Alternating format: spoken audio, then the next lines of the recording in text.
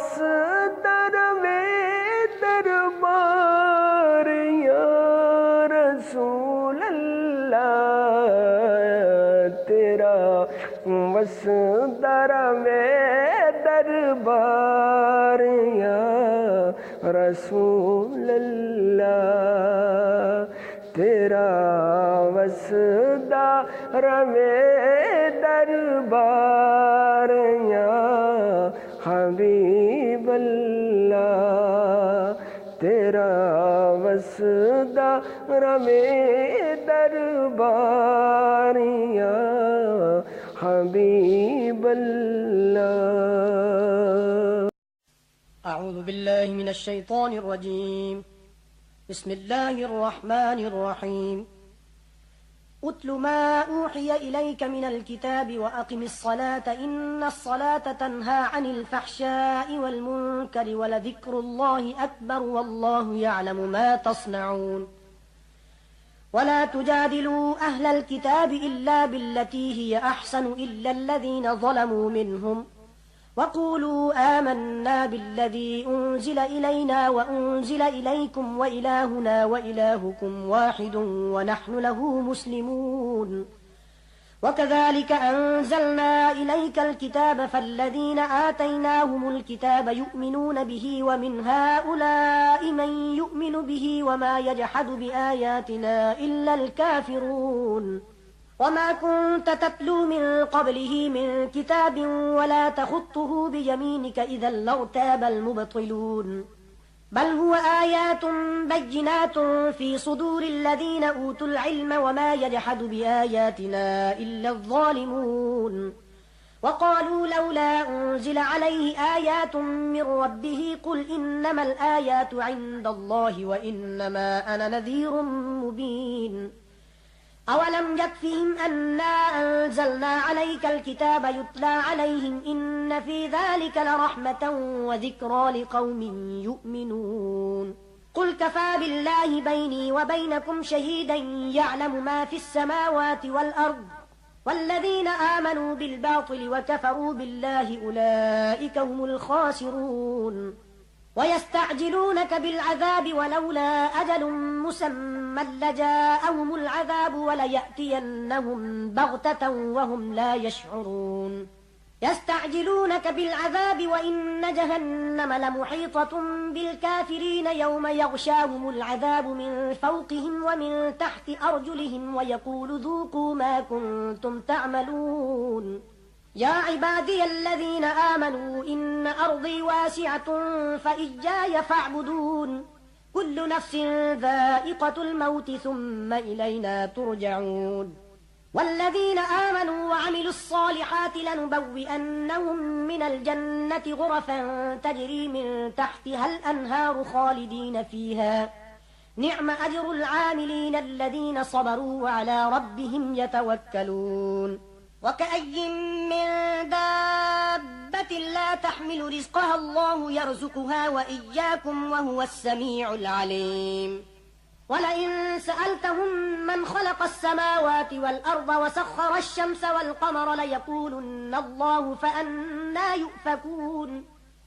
الله يبسط الرزق لمن يشاء من عباده ويقدر له إن الله بكل شيء عليم. ولئن سألتهم من نزل من السماء ماء فأحيا به الأرض من بعد موتها ليقولن الله قل الحمد لله بل أكثرهم لا يعقلون. وما هذه الحياة الدنيا إلا لهو ولعب وإن الدار الآخرة لهي الحيوان لو كانوا يعلمون. فإذا ركبوا في الفلك دعوا الله مخلصين له الدين فلما نجاهم إلى البر إذا هم يشركون ليكفروا بما آتيناهم وليتمتعوا فسوف يعلمون. أولم يروا أنا جعلنا حرما آمنا ويتخطف الناس من حولهم أفبالباطل يؤمنون وبنعمة الله يكفرون. ومن أظلم ممن افترى على الله كذبا أو كذب بالحق لما جاءه أليس في جهنم مثوى للكافرين. والذين جاهدوا فينا لنهدينهم سبلنا وإن الله لمع المحسنين. بسم الله الرحمن الرحيم. ألف لام ميم. غلبت الروم في أدنى الأرض وهم من بعد غلبهم سيغلبون في بضع سنين لله الأمر من قبل ومن بعد. ويومئذ يفرح المؤمنون بنصر الله ينصر من يشاء وهو العزيز الرحيم. وعد الله لا يخلف الله وعده ولكن أكثر الناس لا يعلمون. يعلمون ظاهرا من الحياة الدنيا وهم عن الآخرة هم غافلون.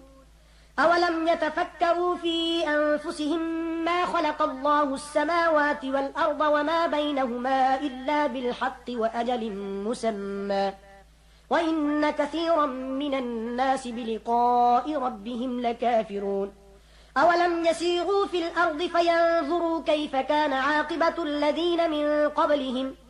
كانوا أشد منهم قوة وأثاروا الأرض وعمروها أكثر مما عمروها وجاءتهم رسلهم بالبينات فما كان الله ليظلمهم ولكن كانوا أنفسهم يظلمون. ثم كان عاقبة الذين أساءوا السوء أن كذبوا بآيات الله وكانوا بها يستهزئون. الله يبدأ الخلق ثم يعيده ثم إليه ترجعون. ويوم تقوم الساعة يبلس المجرمون ولم يكن لهم من شركائهم شفعاء وكانوا بشركائهم كافرين. ويوم تقوم الساعة يومئذ يتفرقون. فأما الذين آمنوا وعملوا الصالحات فهم في روضة يحبرون وأما الذين كفروا وكذبوا بآياتنا ولقاء الآخرة فأولئك في العذاب محضرون. فسبحان الله حين تمسون وحين تصبحون وله الحمد في السماوات والأرض وعشيا وحين تظهرون. يخرج الحي من الميت ويخرج الميت من الحي ويحيي الأرض بعد موتها وكذلك تخرجون. ومن آياته أن خلقكم من تراب ثم إذا أنتم بشر تنتشرون. ومن آياته أن خلق لكم من أنفسكم أزواجا لتسكنوا إليها وجعل بينكم مودة ورحمة إن في ذلك لآيات لقوم يتفكرون. ومن آياته خلق السماوات والأرض واختلاف ألسنتكم وألوانكم إن في ذلك لآيات للعالمين. ومن آياته منامكم بالليل والنهار وابتغاؤكم من فضله إن في ذلك لآيات لقوم يسمعون. ومن آياته يريكم البرق خوفا وطمعا وينزل من السماء ماء فيحيي به الأرض بعد موتها إن في ذلك لآيات لقوم يعقلون. ومن آياته أن تقوم السماء والأرض بأمره ثم إذا دعاكم دعوة من الأرض إذا أنتم تخرجون. وله من في السماوات والأرض كل له قانتون. وهو الذي يبدأ الخلق ثم يعيده وهو أهون عليه وله المثل الأعلى في السماوات والأرض وهو العزيز الحكيم. ضرب لكم مثلا من أنفسكم هل لكم مما ملكت أيمانكم من شركاء فيما رزقناكم فأنتم فيه سواء تخافونهم كخيفتكم أنفسكم كذلك نفصل الآيات لقوم يعقلون. بل اتبع الذين ظلموا أهواءهم بغير علم فمن يهدي من أضل الله وما لهم من ناصرين. فأقم وجهك للدين حنيفا فطرة الله التي فطر الناس عليها لا تبديل لخلق الله ذلك الدين القيم ولكن أكثر الناس لا يعلمون. منيبين إليه واتقوه وأقيموا الصلاة ولا تكونوا من المشركين من الذين فرقوا دينهم وكانوا شيعا كل حزب بما لديهم فرحون وإذا مس الناس ضر دعوا ربهم منيبين إليه ثم إذا أذاقهم منه رحمة إذا فريق منهم بربهم يشركون ليكفروا بما آتيناهم فتمتعوا فسوف تعلمون أم أنزلنا عليهم سلطانا فهو يتكلم بما كانوا به يشركون وإذا أذقنا الناس رحمة فرحوا بها وإن تصبهم سيئة بما قدمت أيديهم إذا هم يقنطون أولم يروا أن الله يبسط الرزق لمن يشاء ويقدر إن في ذلك لآيات لقوم يؤمنون فآت ذا القربى حقه والمسكين وابن السبيل ذلك خير للذين يريدون وجه الله وأولئك هم المفلحون وما آتيتم من ربا ليربو في أموال الناس فلا يربو عند الله وما آتيتم من زكاة تريدون وجه الله فأولئك هم المضعفون الله الذي خلقكم ثم رزقكم ثم يميتكم ثم يحييكم هل من شركائكم من يفعل من ذلكم من شيء سبحانه وتعالى عما يشركون ظهر الفساد في البر والبحر بما كسبت أيدي الناس ليذيقهم بعض الذي عملوا لعلهم يرجعون قل سيروا في الأرض فانظروا كيف كان عاقبة الذين من قبل كان أكثرهم مشركين فأقم وجهك للدين القيم من قبل أن يأتي يوم لا مرد له من الله يومئذ يصدعون من كفر فعليه كفره ومن عمل صالحا فلأنفسهم يمهدون ليجزي الذين آمنوا وعملوا الصالحات من فضله إنه لا يحب الكافرين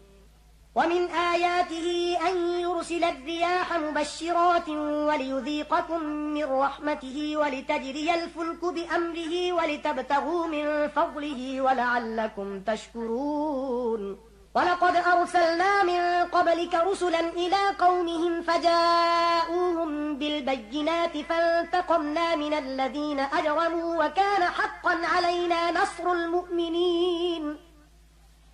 الله الذي يرسل الرياح فتثير سحابا فيبسطه في السماء كيف يشاء ويجعله كسفا فترى الودق يخرج من خلاله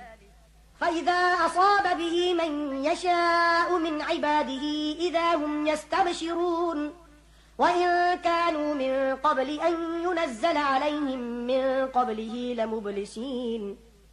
فانظر إلى آثار رحمة الله كيف يحيي الأرض بعد موتها إن ذلك لمحيي الموتى وهو على كل شيء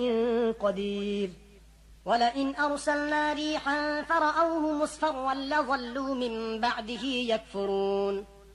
فإنك لا تسمع الموتى ولا تسمع الصم الدعاء إذا ولوا مدبرين وما أنت بهاد العمي عن ضلالتهم إن تسمع إلا من يؤمن بآياتنا فهم مسلمون الله الذي خلقكم من ضعف ثم جعل من بعد ضعف قوة ثم جعل من بعد قوة ضعفا وشيبة يخلق ما يشاء وهو العليم القدير ويوم تقوم الساعة يقسم المجرمون ما لبثوا غير ساعة كذلك كانوا يؤفكون وقال الذين أوتوا العلم والإيمان لقد لبثتم في كتاب الله إلى يوم البعث فهذا يوم البعث ولكنكم كنتم لا تعلمون فيومئذ لا ينفع الذين ظلموا معذرتهم ولا هم يستعتبون ولقد ضربنا للناس في هذا القرآن من كل مثل ولئن جئتهم بآية ليقولن الذين كفروا إن أنتم إلا مبطلون كذلك يطبع الله على قلوب الذين لا يعلمون فاصبر إن وعد الله حق ولا يستخفنك الذين لا يوقنون. بسم الله الرحمن الرحيم. ألف لام ميم.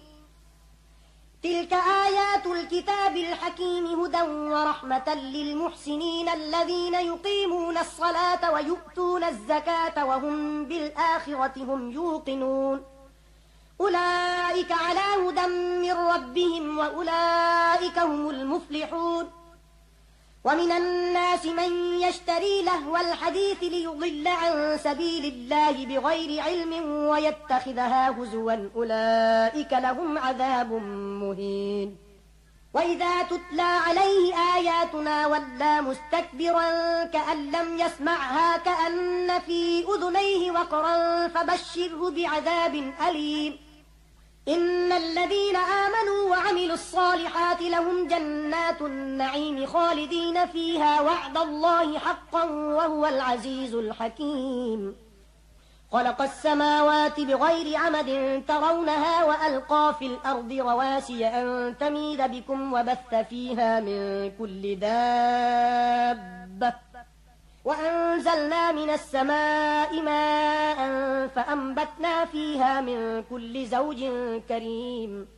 هذا خلق الله فأروني ماذا خلق الذين من دونه بل الظالمون في ضلال مبين. ولقد آتينا لقمان الحكمة أن اشكر لله ومن يشكر فإنما يشكر لنفسه ومن كفر فإن الله غني حميد. وإذ قال لقمان لابنه وهو يعظه يا بني لا تشرك بالله إن الشرك لظلم عظيم. ووصينا الإنسان بوالديه حملته أمه وهنا على وهن وفصاله في عامين أن اشكر لي ولوالديك إلي المصير. وإن جاهداك على أن تشرك بي ما ليس لك به علم فلا تطعهما وصاحبهما في الدنيا معروفا واتبع سبيل من أناب إلي ثم إلي مرجعكم فأنبئكم بما كنتم تعملون. يا بني إنها إن تك مثقال حبة من خردل فتكن في صخرة أو في السماوات أو في الأرض يأت بها الله إن الله لطيف خبير. يا بني أقم الصلاة وأمر بالمعروف وانه عن المنكر واصبر على ما أصابك إن ذلك من عزم الأمور. ولا تصعر خدك للناس ولا تمش في الأرض مرحا إن الله لا يحب كل مختال فخور. واقصد في مشيك واغضض من صوتك إن أنكر الأصوات لصوت الحمير. ألم تروا أن الله سخر لكم ما في السماوات وما في الأرض وأسبغ عليكم نعمه ظاهرة وباطنة ومن الناس من يجادل في الله بغير علم ولا هدى ولا كتاب منير. وإذا قيل لهم اتبعوا ما أنزل الله قالوا بل نتبع ما وجدنا عليه آباءنا أولو كان الشيطان يدعوهم إلى عذاب السعير. ومن يسلم وجهه إلى الله وهو محسن فقد استمسك بالعروة الوثقى وإلى الله عاقبة الأمور. ومن كفر فلا يحزنك كفره إلينا مرجعهم فننبئهم بما عملوا إن الله عليم بذات الصدور. نمتعهم قليلا ثم نضطرهم إلى عذاب غليظ. ولئن سألتهم من خلق السماوات والأرض ليقولن الله قل الحمد لله بل أكثرهم لا يعلمون. لله ما في السماوات والأرض إن الله هو الغني الحميد. ولو أن ما في الأرض من شجرة أقلام والبحر يمده من بعده 7 أبحر ما نفدت كلمات الله إن الله عزيز حكيم. ما خلقكم ولا بعثكم إلا كنفس واحدة إن الله سميع بصير. ألم تر أن الله يولج الليل في النهار ويولج النهار في الليل وسخر الشمس والقمر كل يجري إلى أجل مسمى وأن الله بما تعملون خبير ذلك بأن الله هو الحق وأن ما يدعون من دونه الباطل وأن الله هو العلي الكبير ألم تر أن الفلك تجري في البحر بنعمة الله ليريكم من آياته إن في ذلك لآيات لكل صبار شكور وإذا غشيهم موج كالظلل دعوا الله مخلصين له الدين فلما نجاهم إلى البر فمنهم مقتصد وما يجحد بآياتنا إلا كل ختار كفور يا أيها الناس اتقوا ربكم واخشوا يوما لا يجزي والد عن ولده ولا مولود هو جاز عن والده شيئا إن وعد الله حق فلا تغرنكم الحياة الدنيا ولا يغرنكم بالله الغرور إن الله عنده علم الساعة وينزل الغيث ويعلم ما في الأرحام وما تدري نفس ماذا تكسب غدا وما تدري نفس بأي أرض تموت إن الله عليم خبير بسم الله الرحمن الرحيم ألف لام ميم تنزيل الكتاب لا ريب فيه من رب العالمين أم يقولون افتراه بل هو الحق من ربك لتنذر قوما ما أتاهم من نذير من قبلك لعلهم يهتدون الله الذي خلق السماوات والأرض وما بينهما في 6 أيام ثم استوى على العرش ما لكم من دونه من ولي ولا شفيع أفلا تتذكرون يدبر الأمر من السماء إلى الأرض ثم يعرج إليه في يوم كان مقداره 1000 سنة مما تعدون ذلك عالم الغيب والشهادة العزيز الرحيم الذي أحسن كل شيء خلقه وبدأ خلق الإنسان من طين ثم جعل نسله من سلالة من ماء مهين ثم سواه ونفخ فيه من روحه وجعل لكم السمع والأبصار والأفئدة قليلا ما تشكرون وقالوا أئذا ضللنا في الأرض أئنا لفي خلق جديد بل هم بلقاء ربهم كافرون قل يتوفاكم ملك الموت الذي وكل بكم ثم إلى ربكم ترجعون ولو ترى إذ المجرمون ناكسوا رؤوسهم عند ربهم ربنا أبصرنا وسمعنا فارجعنا نعمل صالحا إنا موقنون ولو شئنا لآتينا كل نفس هداها ولكن حق القول مني لأملأن جهنم من الجنة والناس أجمعين فذوقوا بما نسيتم لقاء يومكم هذا إنا نسيناكم وذوقوا عذاب الخلد بما كنتم تعملون إنما يؤمن بآياتنا الذين إذا ذكروا بها خروا سجدا وسبحوا بحمد ربهم وهم لا يستكبرون تتجافى جنوبهم عن المضاجع يدعون ربهم خوفا وطمعا ومما رزقناهم ينفقون فلا تعلم نفس ما أخفي لهم من قرة أعين جزاء بما كانوا يعملون أفمن كان مؤمنا كمن كان فاسقا لا يستوون أما الذين آمنوا وعملوا الصالحات فلهم جنات المأوى نزلا بما كانوا يعملون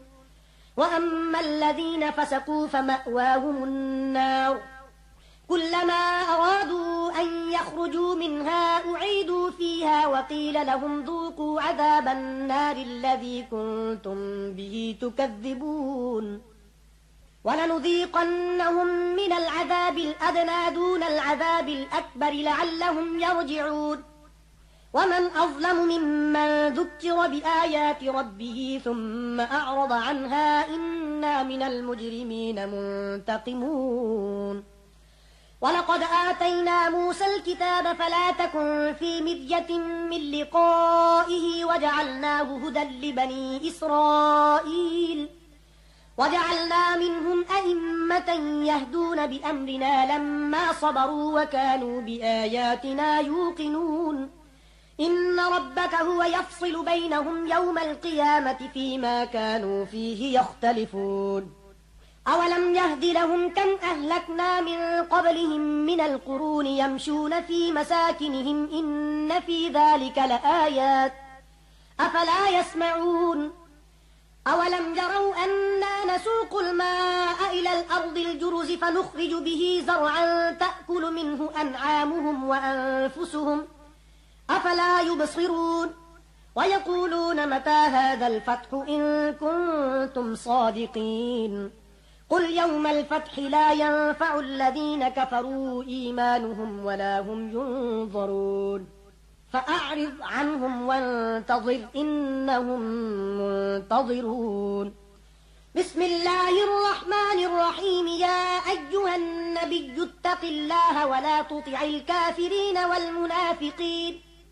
إن الله كان عليما حكيما واتبع ما يوحى إليك من ربك إن الله كان بما تعملون خبيرا وتوكل على الله وكفى بالله وكيلا ما جعل الله لرجل من قلبين في جوفه وما جعل أزواجكم اللائي تظاهرون منهن أمهاتكم وما جعل أدعياءكم أبناءكم ذلكم قولكم بأفواهكم والله يقول الحق وهو يهدي السبيل ادعوهم لآبائهم هو أقسط عند الله فإن لم تعلموا آباءهم فإخوانكم في الدين ومواليكم وليس عليكم جناح فيما أخطأتم به ولكن ما تعمدت قلوبكم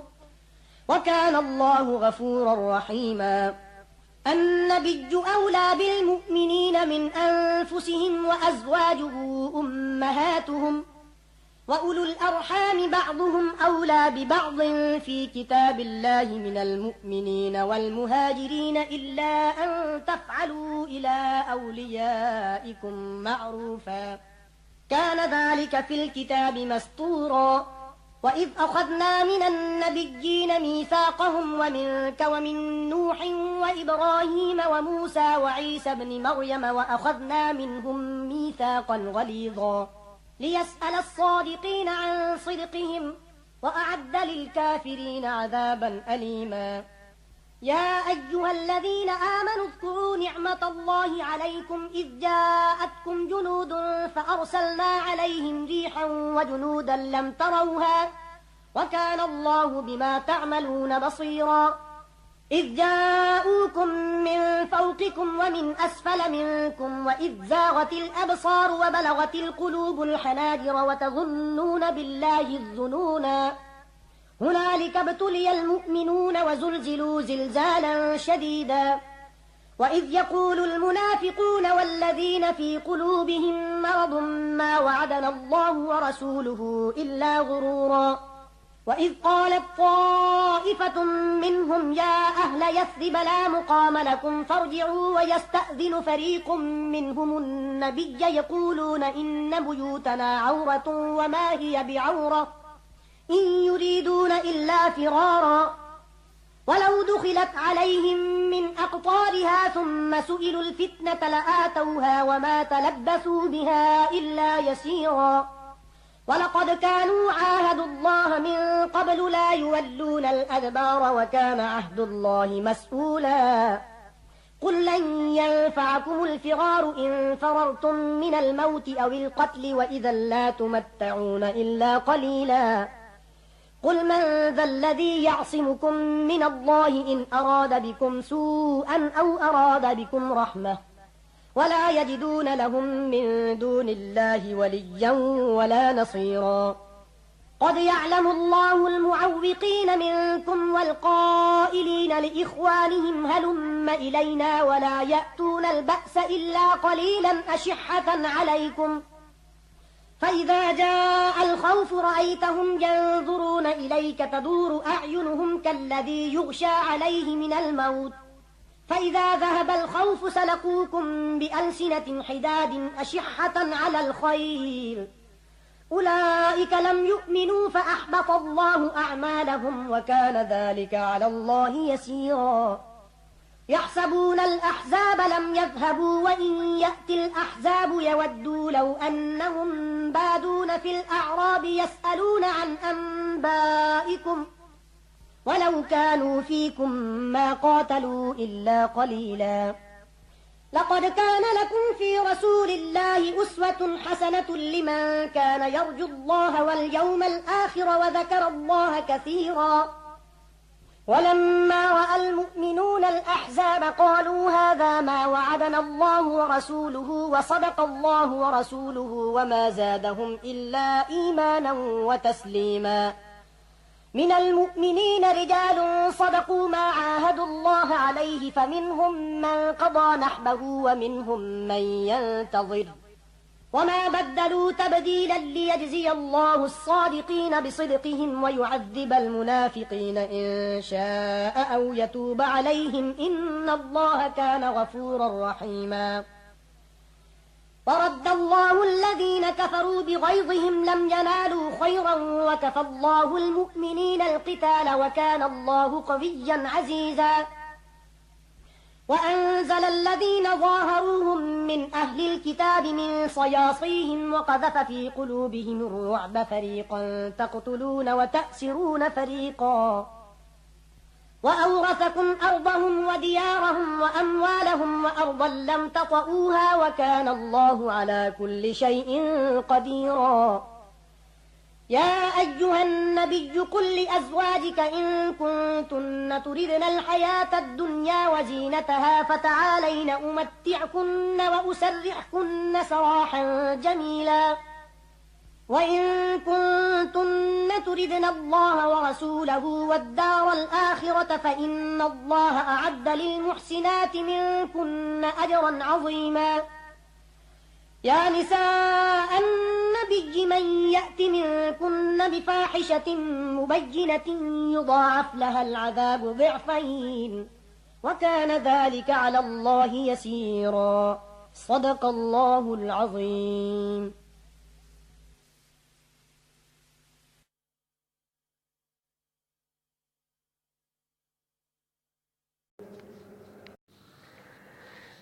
तेरा वसदार में दरबार या रसूल अल्लाह तेरा वसदार में दरबार या रसूल अल्लाह तेरा वसदार में दरबार या रसूल अल्लाह तेरा वसदार में दरबार या हबीब अल्लाह तेरा वसदार में दरबार या हबीब अल्लाह أعوذ بالله من الشيطان الرجيم بسم الله الرحمن الرحيم ومن يقنت منكن لله ورسوله وتعمل صالحا نؤتها أجرها مرتين وأعتدنا لها رزقا كريما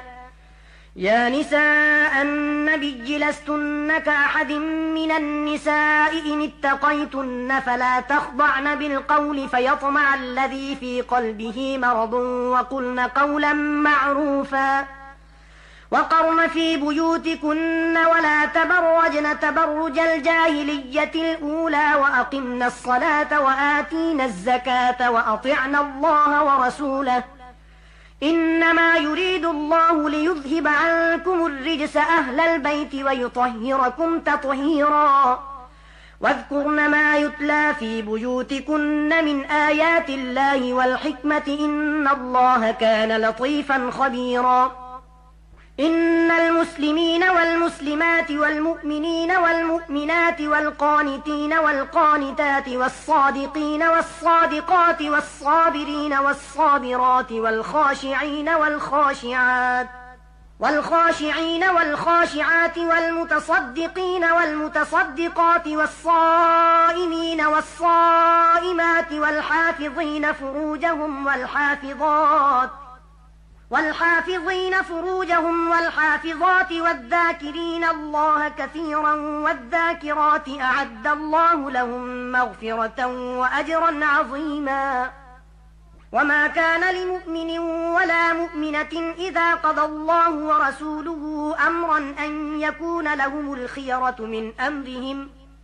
ومن يعص الله ورسوله فقد ضل ضلالا مبينا وإذ تقول للذي أنعم الله عليه وأنعمت عليه أمسك عليك زوجك واتق الله وتخفي في نفسك ما الله مبديه وتخشى الناس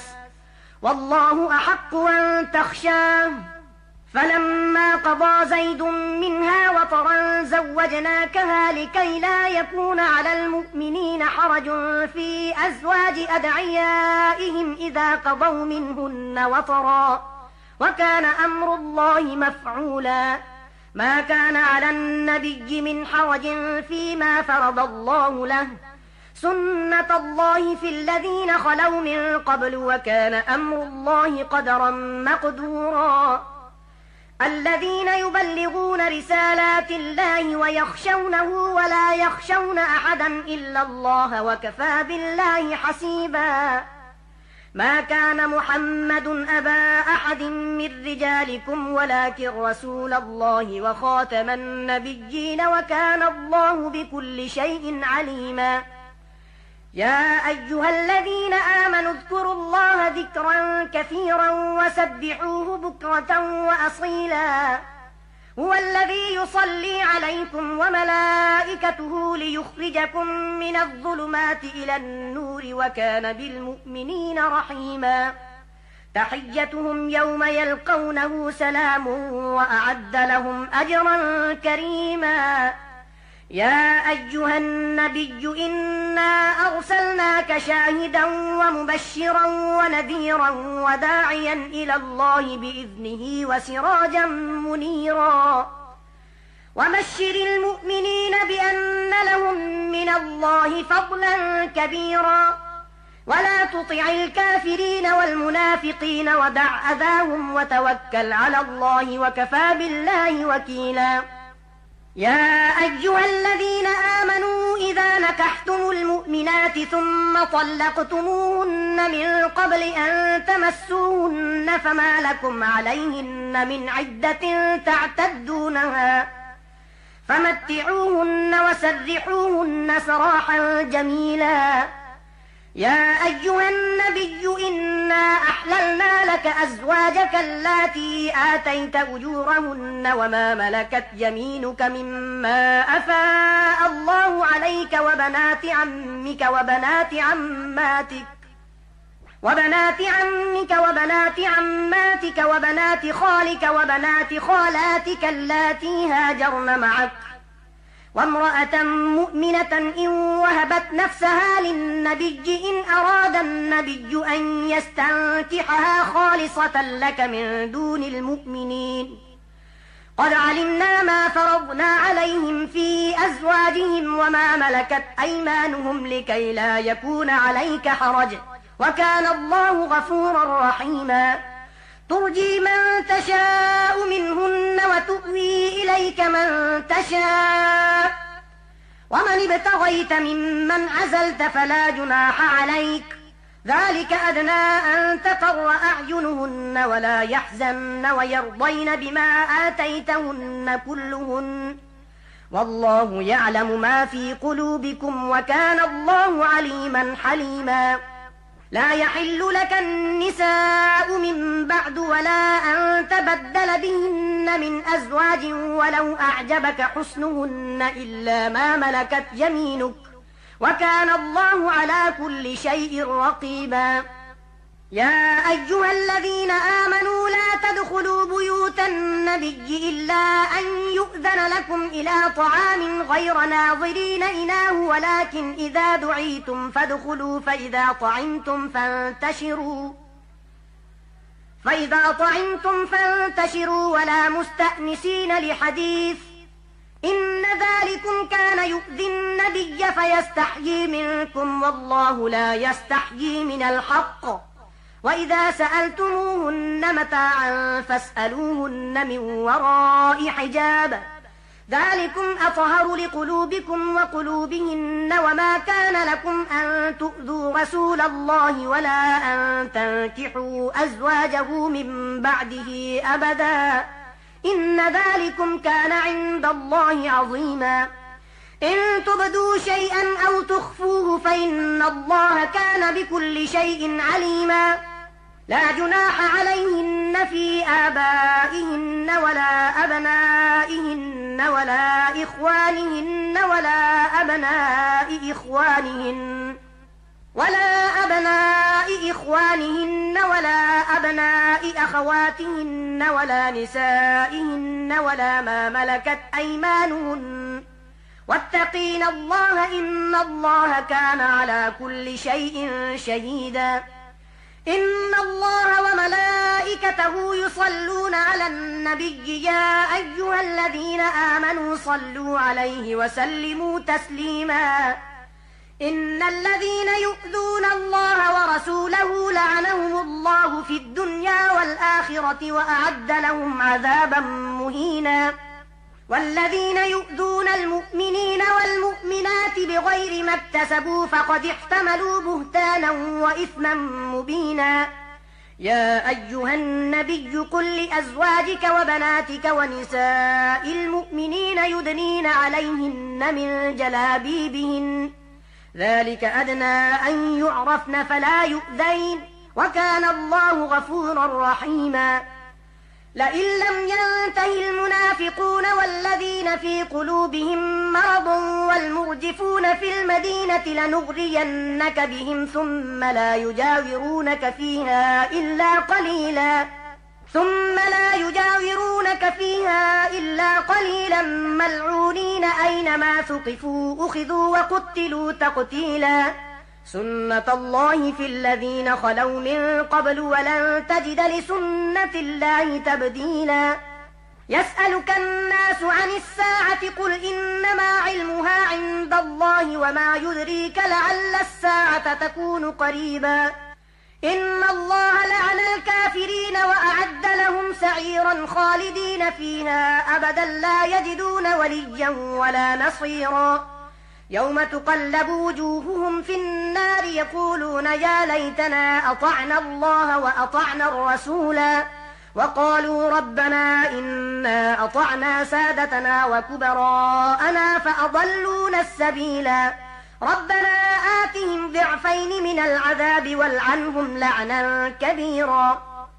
يا أيها الذين آمنوا لا تكونوا كالذين آذوا موسى فبرأه الله مما قالوا وكان عند الله وجيها يا أيها الذين آمنوا اتقوا الله وقولوا قولا سديدا يصلح لكم أعمالكم ويغفر لكم ذنوبكم ومن يطع الله ورسوله فقد فاز فوزا عظيما إنا عرضنا الأمانة على السماوات والأرض والجبال فأبين أن يحملنها وأشفقن منها وحملها الإنسان إنه كان ظلوما جهولا ليعذب الله المنافقين والمنافقات والمشركين والمشركات ويتوب الله على المؤمنين والمؤمنات وكان الله غفورا رحيما بسم الله الرحمن الرحيم الحمد لله الذي له ما في السماوات وما في الأرض وله الحمد في الآخرة وهو الحكيم الخبير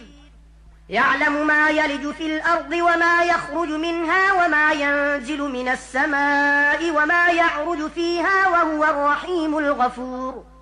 وقال الذين كفروا لا تأتينا الساعة قل بلى وربي لتأتينكم عالم الغيب لا يعزب عنه مثقال ذرة في السماوات ولا في الأرض ولا أصغر من ذلك ولا أكبر إلا في كتاب مبين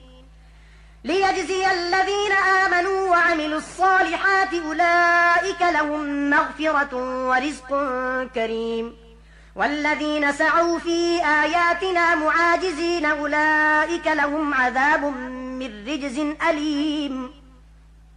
ويرى الذين أوتوا العلم الذي أنزل إليك من ربك هو الحق ويهدي إلى صراط العزيز الحميد. وقال الذين كفروا هل ندلكم على رجل ينبئكم إذا مزقتم كل ممزق إنكم لفي خلق جديد أفترى على الله كذبا أم به جنة بل الذين لا يؤمنون بالآخرة في العذاب والضلال البعيد. أفلم يروا إلى ما بين أيديهم وما خلفهم من السماء والأرض إن نشأ نخسف بهم الأرض أو نسقط عليهم كسفا من السماء إن في ذلك لآية لكل عبد منيب. ولقد آتينا داود منا فضلا يا جبال أوبي معه والطير وألنا له الحديد أن اعمل سابغات وقدر في السرد واعملوا صالحا إني بما تعملون بصير. ولسليمان الريح غدوها شهر ورواحها شهر وأسلنا له عين القطر ومن الجن من يعمل بين يديه بإذن ربه ومن يزغ منهم عن أمرنا نذقه من عذاب السعير. يعملون له ما يشاء من محاريب وتماثيل وجفان كالجواب وقدور الراسيات اعملوا آل داود شكرا وقليل من عبادي الشكور. فلما قضينا عليه الموت ما دلهم على موته إلا دابة الأرض تأكل من سأته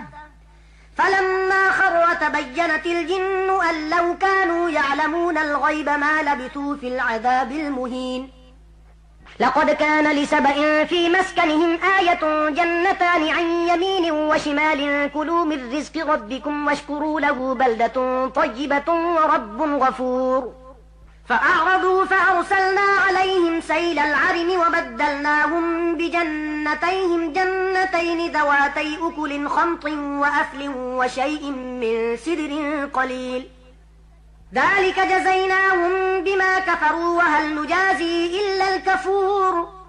وجعلنا بينهم وبين القرى التي باركنا فيها قرى ظاهرة وقدرنا فيها السير سيروا فيها ليالي وأياما آمنين.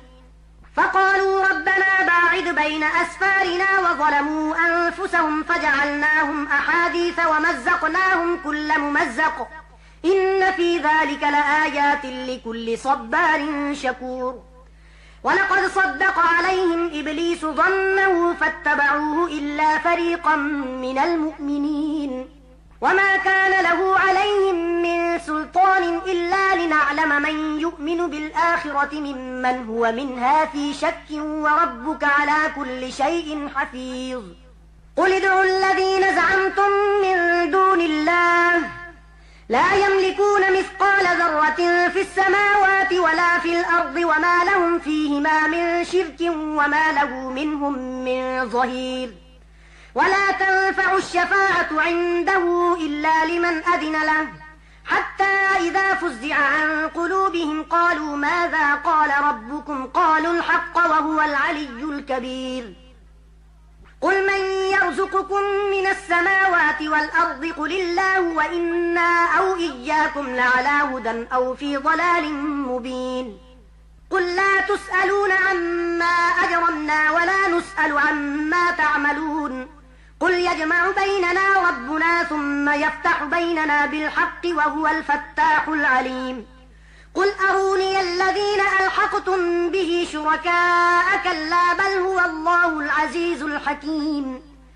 وما أرسلناك إلا كافة للناس بشيرا ونذيرا ولكن أكثر الناس لا يعلمون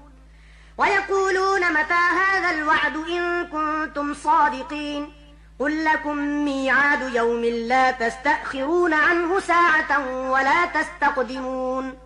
وقال الذين كفروا لن نؤمن بهذا القرآن ولا بالذي بين يديه ولو ترى إذ الظالمون موقوفون عند ربهم يرجع بعضهم إلى بعض القول يقول الذين استضعفوا للذين استكبروا لولا أنتم لكنا مؤمنين قال الذين استكبروا للذين استضعفوا أنحن صددناكم عن الهدى بعد إذ جاءكم بل كنتم مجرمين وقال الذين استضعفوا للذين استكبروا بل مكر الليل والنهار إذ تأمروننا أن نكفر بالله ونجعل له أندادا وأسروا الندامة لما رأوا العذاب وجعلنا الأغلال في أعناق الذين كفروا هل يجزون إلا ما كانوا يعملون وما أرسلنا في قرية من نذير إلا قال مترفوها إنا بما أرسلتم به كافرون وقالوا نحن أكثر أموالا وأولادا وما نحن بمعذبين قل إن ربي يبسط الرزق لمن يشاء ويقدر ولكن أكثر الناس لا يعلمون وما أموالكم ولا أولادكم بالتي تقربكم عندنا زلفى إلا من آمن وعمل صالحا فأولئك لهم جزاء الضعف بما عملوا وهم في الغرفات آمنون والذين يسعون في آياتنا معاجزين أولئك في العذاب محضرون قل إن ربي يبسط الرزق لمن يشاء من عباده ويقدر له وما أنفقتم من شيء فهو يخلفه وهو خير الرازقين ويوم يحشرهم جميعا ثم يقول للملائكة أهؤلاء إياكم كانوا يعبدون قالوا سبحانك أنت ولينا من دونهم بل كانوا يعبدون الجن أكثرهم بهم مؤمنون فاليوم لا يملك بعضكم لبعض نفعا ولا ضرا ونقول للذين ظلموا ذوقوا عذاب النار التي كنتم بها تكذبون وإذا تتلى عليهم آياتنا بينات قالوا ما هذا إلا رجل يريد أن يصدكم عما كان يعبد آباؤكم وقالوا ما هذا إلا إفك مفترى وقال الذين كفروا للحق لما جاءهم إن هذا إلا سحر مبين وما آتيناهم من كتب يدرسونها وما أرسلنا إليهم قبلك من نذير وكذب الذين من قبلهم وما بلغوا معشار ما آتيناهم فكذبوا رسلي فكيف كان نكير قل إنما أعظكم بواحدة أن تقوموا لله مثنى وفرادا ثم تتفكروا ما بصاحبكم من جنة إن هو إلا نذير لكم بين يدي عذاب شديد قل ما سألتكم من أجر فهو لكم إن أجري إلا على الله وهو على كل شيء شهيد قل إن ربي يقذف بالحق علام الغيوب قل جاء الحق وما يبدئ الباطل وما يعيد قل إن ضللت فإنما أضل على نفسي وإن اهتديت فبما يوحي إلي ربي إنه سميع قريب ولو ترى إذ فزعوا فلا فوت وأخذوا من مكان قريب وقالوا آمنا به وأنى لهم التناوش من مكان بعيد وقد كفروا به من قبل ويقذفون بالغيب من مكان بعيد وحيل بينهم وبين ما يشتهون كما فعل بأشياعهم من قبل إنهم كانوا في شك مريب بسم الله الرحمن الرحيم الحمد لله فاطر السماوات والأرض جاعل الملائكة رسلا أولي أجنحة مثنى وثلاث ورباع يزيد في الخلق ما يشاء إن الله على كل شيء قدير ما يفتح الله للناس من رحمة فلا ممسك لها وما يمسك فلا مرسل له من بعده وهو العزيز الحكيم يا أيها الناس اذكروا نعمة الله عليكم هل من خالق غير الله يرزقكم من السماء والأرض لا إله إلا هو فأنى تؤفكون وإن يكذبوك فقد كذبت رسل من قبلك وإلى الله ترجع الأمور يا أيها الناس إن وعد الله حق فلا تغرنكم الحياة الدنيا ولا يغرنكم بالله الغرور إن الشيطان لكم عدو فاتخذوه عدوا إنما يدعو حزبه ليكونوا من أصحاب السعير الذين كفروا لهم عذاب شديد والذين آمنوا وعملوا الصالحات لهم مغفرة وأجر كبير أفمن زجن له سوء عمله فرآه حسنا فإن الله يضل من يشاء ويهدي من يشاء فلا تذهب نفسك عليهم حسرات إن الله عليم بما يصنعون والله الذي أرسل الرياح فتثير سحابا فسقناه إلى بلد ميت فأحيينا به الأرض بعد موتها كذلك النشور من كان يريد العزة فلله العزة جميعا إليه يصعد الكلم الطيب والعمل الصالح يرفعه والذين يمكرون السيئات لهم عذاب شديد ومكر أولئك هو يبور والله خلقكم من تراب ثم من نطفة ثم جعلكم أزواجا وما تحمل من أنثى ولا تضع إلا بعلمه وما يعمر من معمر ولا ينقص من عمره إلا في كتاب إن ذلك على الله يسير وما يستوي البحران هذا عذب فرات سائغ شرابه وهذا ملح أجاج ومن كل تأكلون لحما طريا وتستخرجون حلية تلبسونها وترى الفلك فيه مواخر لتبتغوا من فضله ولعلكم تشكرون يولج الليل في النهار ويولج النهار في الليل وسخر الشمس والقمر كل يجري لأجل مسمى ذلكم الله ربكم له الملك والذين تدعون من دونه ما يملكون من قطمير إن تدعوهم لا يسمعوا دعاءكم ولو سمعوا ما استجابوا لكم ويوم القيامة يكفرون بشرككم ولا ينبئك مثل خبير يا أيها الناس أنتم الفقراء إلى الله والله هو الغني الحميد إن يشأ يذهبكم ويأتي بخلق جديد وما ذلك على الله بعزيز ولا تزر وازرة وزر أخرى وإن تدع مثقلة إلى حملها لا يحمل منه شيء ولو كان ذا قربى إنما تنذر الذين يخشون ربهم بالغيب وأقاموا الصلاة ومن تزكى فإنما يتزكى لنفسه وإلى الله المصير وما يستوي الأعمى والبصير ولا الظلمات ولا النور ولا الظل ولا الحرور وما يستوي الأحياء ولا الأموات إن الله يسمع من يشاء وما أنت بمسمع من في القبور إن أنت إلا نذير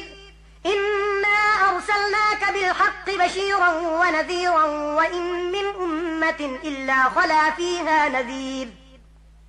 وإن يكذبوك فقد كذب الذين من قبلهم جاءتهم رسلهم بالبينات وبالزبر وبالكتاب المنير ثم أخذت الذين كفروا فكيف كان نكير ألم تر أن الله أنزل من السماء ماء فأخرجنا به ثمرات مختلفا ألوانها ومن الجبال جدد بيض وحمر مختلف ألوانها وغرابيب سود ومن الناس والدواب والأنعام مختلف ألوانه كذلك إنما يخشى الله من عباده العلماء إن الله عزيز غفور إن الذين يتلون كتاب الله وأقاموا الصلاة وأنفقوا مما رزقناهم سرا وعلانية يرجون تجارة لن تبور ليوفيهم أجورهم ويزيدهم من فضله إنه غفور شكور والذي أوحينا إليك من الكتاب هو الحق مصدقا لما بين يديه إن الله بعباده لخبير بصير ثم أورثنا الكتاب الذين اصطفينا من عبادنا فمنهم ظالم لنفسه ومنهم مقتصد ومنهم سابق بالخيرات بإذن الله ذلك هو الفضل الكبير جنات عدن يدخلونها يحلون فيها من أساور من ذهب ولؤلؤا ولباسهم فيها حرير وقالوا الحمد لله الذي أذهب عنا الحزن إن ربنا لغفور شكور الذي أحلنا دار المقامة من فضله لا يمسنا فيها نصب ولا يمسنا فيها لغوب والذين كفروا لهم نار جهنم لا يقضى عليهم فيموتوا ولا يخفف عنهم من عذابها كذلك نجزي كل كفور وهم يصطرخون فيها ربنا أخرجنا نعمل صالحا غير الذي كنا نعمل أولم نعمركم ما يتذكر فيه من تذكر وجاءكم النذير فذوقوا فما للظالمين من نصير إن الله عالم غيب السماوات والأرض إنه عليم بذات الصدور هو الذي جعلكم خلائف في الأرض فمن كفر فعليه كفره ولا يزيد الكافرين كفرهم عند ربهم إلا مقتا ولا يزيد الكافرين كفرهم إلا خسارا قل أرأيتم شركاءكم الذين تدعون من دون الله أروني ماذا خلقوا من الأرض أم لهم شرك في السماوات أم آتيناهم كتابا فهم على بينة منه بل إن يعد الظالمون بعضهم بعضا إلا غرورا إن الله يمسك السماوات والأرض أن تزولا ولئن زالتا إن أمسكهما من أحد من بعده إنه كان حليما غفورا وأقسموا بالله جهد أيمانهم لئن جاءهم نذير ليكونن أهدى من إحدى الأمم فلما جاءهم نذير ما زادهم إلا نفورا استكبارا في الأرض ومكر السيء ولا يحيق المكر السيء إلا بأهله فهل ينظرون إلا سنة الأولين فلن تجد لسنة الله تبديلا ولن تجد لسنة الله تحويلا أولم يسيروا في الأرض فينظروا كيف كان عاقبة الذين من قبلهم وكانوا أشد منهم قوة